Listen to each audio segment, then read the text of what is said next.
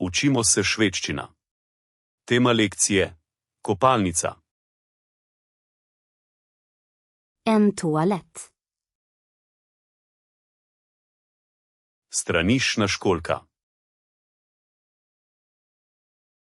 En toalettsits. Straniščna deska. Toalettpapper. Toaletni papir.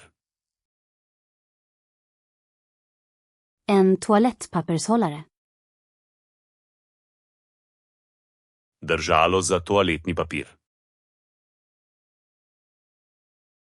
Ett handfat. Umivalnik. En kran. Pipa. En dusch. Tuš. Ett duschmunstycke. Glava tuša. Ett badkar. Kat. En bajd. Bajd. En badrumsspegel. Kopalniško ogledalo. Ett badrumsskåp. Kopalniška omarica. En badrumshylla. Kopalniška polica. En handdukshängare. Držalo za brisače. En handdukskrok. Kavelj za brisačo. Ett duschdraperi. Zavesa za tuš. En badrumsmatta. Kopalniška preproga. En handduk. Brisača.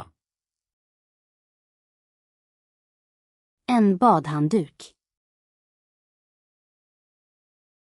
Kopalna brisača. En handduk för händer. Brisača za roke. En tvättlapp. Umivalna krpa. En badrock. Kopalni plašč. Tvål. Milo. Handtvål. Milo za roke. En tvåldispenser. Dozirnik mila. En tvålkopp. Posodica za milo. En tandborste. Zobna ščetka. Tandkräm. Zobna pasta. En tandborsthållare. Držalo za zobne ščetke. En tandborstmugg. Lonček za zobno ščetko. Shampoo. Šampon. Balsam. Balzam. Duschtvål. Gel za tuširanje. En badsvamp. Kopalna goba. En hårtork. Sušilnik za lase.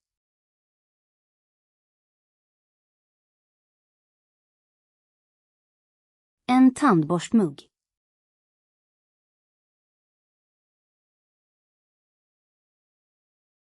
En kran.